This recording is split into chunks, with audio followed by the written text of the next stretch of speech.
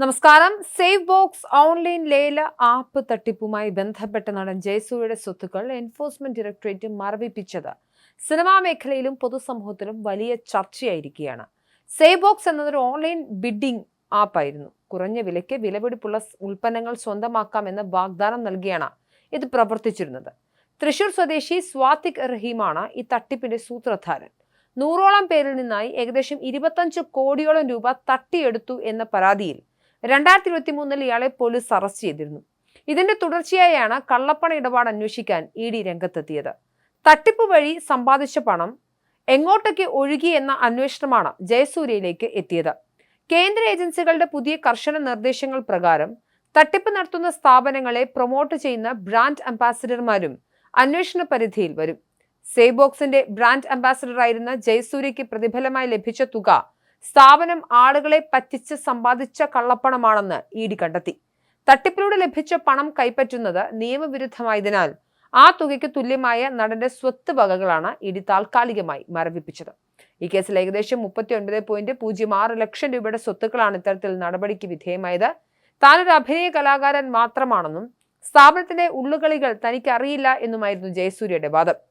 എങ്കിലും ലഭിച്ച പ്രതിഫലം തട്ടിപ്പിലൂടെയുള്ളതാണെന്ന പ്രാഥമിക കണ്ടെത്തലാണ് ED നടപടി സ്വീകരിച്ചത്.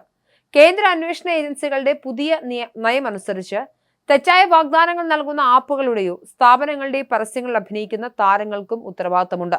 നേരത്തെ ഓൺലൈൻ ബെറ്റിംഗ് ആപ്പുകളുമായി ബന്ധപ്പെട്ട് ബോളിവുഡ് താരങ്ങൾക്കും ക്രിക്കറ്റ് താരങ്ങൾക്കും ED നോട്ടീസ് നൽകിയിരുന്നു.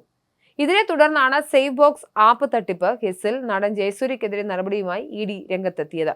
നടന്റെ 39 ലക്ഷത്തിന്റെ സ്വത്തുക്കൾ മരവിപ്പിക്കുകയും ചെയ്തു. കേസിൽ 2 തവണ ജയസൂര്യ ED ഇതിനോടകം ചോദ്യം ചെയ്തിട്ടുണ്ട്. ഓൺലൈൻ പ്ലാറ്റ്ഫോമുകളിലൂടെ സാധാരണ ജനങ്ങളെ കബളിപ്പിച്ച് പണം തട്ടുന്ന സ്ഥാപനങ്ങൾക്കെതിരായ നിയമ നടപടികൾ ശക്തമാക്കാൻ കേന്ദ്ര സർക്കാർ അന്വേഷണ ഏജൻസികൾക്ക് നിർദ്ദേശം നൽകിയിരുന്നു. ജനങ്ങളെ കബളിപ്പിക്കുന്ന ഇത്തരത്തിലുള്ള പരസ്യങ്ങളിൽ പണം വാങ്ങി അഭിനയിക്കുന്നവരെയും തട്ടിപ്പിലെ കൂട്ടാളികളായി കണക്കാക്കി നടപടി സ്വീകരിക്കാനാണ് നിർദ്ദേശം നൽകിയിരുന്നത്. ഇതിന്റെ അടിസ്ഥാനത്തിലാണ് സേവ് ബോക്സ് ലേല ആപ്പിനെ സാധാരണക്കാർക്കിടയിൽ പ്രൊമോട്ട് ചെയ്യുന്ന തരത്തിൽ അഭിനയിച്ചെന്ന ആരോപണത്തെ തുടർന്ന് നടൻ ജയസൂര്യയെ എൻഫോഴ്സ്മെന്റ് ഡയറക്ടറേറ്റ് ചോദ്യം ചെയ്തത്. സേവ് ബോക്സ് ആപ്പുമായി നടത്തിയ മുഴുവൻ സാമ്പത്തിക ഇടപാടുകളുടെയും രേഖകൾ ഹാജരാക്കാൻ ജയസൂര്യയ്ക്ക് സമയം അനുവദിച്ചിരുന്നു. നേരത്തെ സമാനമായ ആപ്പുകളിൽ അഭിനയിച്ചതിന് ക്രിക്കറ്റ്, ബോളിവുഡ് താരങ്ങൾക്കെതിരെയും നടപടിയെടുത്തിരുന്നു. ഇതിനിടയിൽ 2 തവണ ജയസൂര്യ ED ചോദ്യം ചെയ്തു. തട്ടിപ്പിലൂടെ സേവ് ബോക്സ് നടത്തിയ കള്ളപ്പണം കൈമാറിയവരുടെ പട്ടികയിൽ ജയസൂര്യയും ഉൾപ്പെട്ടതാണ് അന്വേഷണത്തിന് വഴിയൊരുക്കിയത്. 100ഓളം പേരിൽ നിന്നും കോടികൾ തട്ടിച്ചതിന് തൃശൂർ സ്വദേശി സ്വാതിക് റഹീമിനെ 2023 തൃശൂർ ഈസ്റ്റ് പോലീസ് അറസ്റ്റ് ചെയ്തത്. ED ചോദ്യം ചെയ്യലിന് വിളിപ്പിച്ചിട്ടില്ലെന്ന് ജയസൂര്യ നേരത്തെ പറഞ്ഞിരുന്നു. നമ്മളെ പരസ്യ ആവശ്യങ്ങൾക്കും മറ്റുമായി സമീപിക്കുന്നവർ നാളെ എന്തൊക്കെ തട്ടിപ്പുകൾ ഒപ്പിക്കുമെന്ന് നമുക്ക് ആർക്കെങ്കിലും ഊഹിക്കാൻ സാധിക്കുമോ എന്ന് താരം ചോദിച്ചിരുന്നു.